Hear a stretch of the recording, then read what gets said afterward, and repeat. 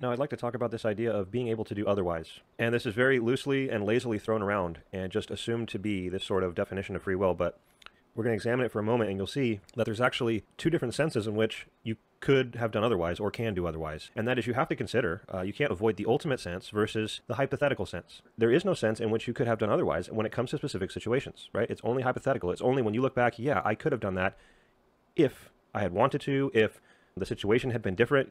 When you look back at those things, you're basically admitting determinism when you point out that there needed to be differences in those situations. One of the best ways to demonstrate this is a little thought experiment.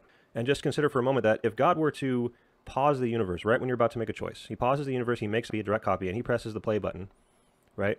Are those two universes going to proceed in the exact same way? So when it comes down to you making a choice in the exact same situation with the exact same circumstances, the exact same factors involved, are you going to choose the same way each and every single time? Now, I believe the obvious answer has to be yes. It's the only way we can make any sense out of reality.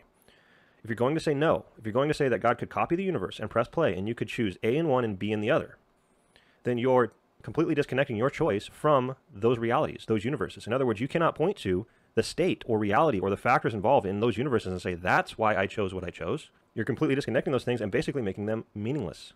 And this is not, in fact, how we view reality. When we look back on things, we say things like, wow, if I had known better, if only I had known better. Well, you're admitting determinism when you say that. If you're going to say that God pausing the universe, making two copies, and pressing play can result in different universes, then how in the world could God know the future, given the fact that you're disconnecting your choices from the circumstances involved? How could God know the future? Wouldn't God have to wait until you chose what you chose before he actually knew what you were going to do? This is why open theism exists. This is why people deny that God knows the future. Because if you're going to actually say that you have the power to do otherwise, God cannot know what you're going to do.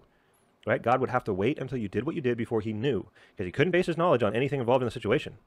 He couldn't look at a specific situation and say, because of these factors, this is what this person will do. A lot of times when we make bad decisions, we say, oh, well, I was in a bad mood. I was having a bad day, right?